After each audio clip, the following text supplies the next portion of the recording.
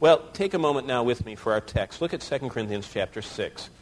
And this will be where we launch from for our continuation of looking at this very, very critical portion of our heritage, where the church came from. 2 Corinthians chapter 6, and starting in verse 14, we're going to read down through the end of this 6th chapter. And if you haven't yet marked it, underlined it, and all that, this would be a very, very good time to do that because it's so significant, especially with the implications of what we're studying. 2 Corinthians chapter 6, I'll be reading 14 down through 18. Do not be unequally yoked together with unbelievers. For what fellowship has righteousness with lawlessness? And what communion has light with darkness? And what accord has Christ with Belial? Or what part has a believer with an unbeliever? And what agreement has the temple of God with idols? For you are the temple of the living God. As God has said, I will dwell in them and walk among them. I will be their God. They shall be my people. Therefore, come out from among them and be separate, says the Lord. Do not touch what is unclean, and I will receive you, and I will be a father to you, and you shall be my sons and daughters, says the Lord Almighty. Now the first verse of chapter 7. Therefore, having these promises, beloved, all those promises that I will let you be my sons and daughters and receive you, having these promises, let us cleanse ourselves from all filthiness of the flesh and spirit, perfecting holiness in the fear of God.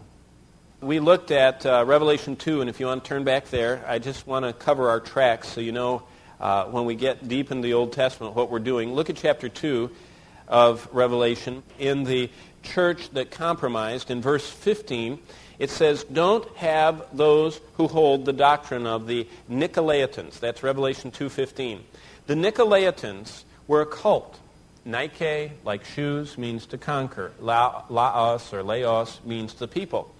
And so what happened, even in the first century, was there were these Diotrephes people that wanted to rule the church. They looked at the church as their business, as it were, or their kingdom. And so these self-made prophets began to rule the church with rods of iron. They began to build ecclesiastical kingdoms of wealth and power. Now, think, how do we go from Jesus, who didn't have anything but the robe that they were going to tear up, but then they cast lots for? He had no other possessions other than the clothes off his back. How did we go from that and a few apostles that took neither person or script nor anything with them when they went on missionary journeys? How did we get from there to purple robes and gold rings and big headdresses with crusted with gold and crosses on them?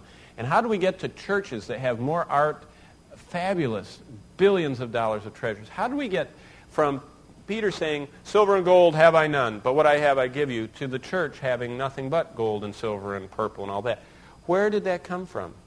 And where did idols, false, work your way to heaven doctrines come from? Well, it happened in 313 that I just told you. When Constantine made a deal with some supernatural being. See, I don't know who was in that tent last night before the battle, but I have an idea.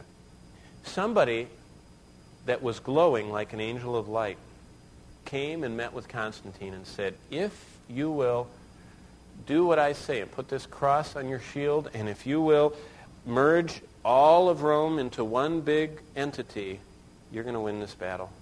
You know what 2 Corinthians 11 says, don't you, that Satan himself is transformed into an angel of light? Well, Constantine made a deal with this supernatural being, and he won. And overnight, the priests of pagan, godless Roman temples became part of his new Roman Catholic Church. His soldiers became the agents of baptism, and they forcibly baptized all. The whole empire was united. All were baptized. It was Christianized. And everything became confused.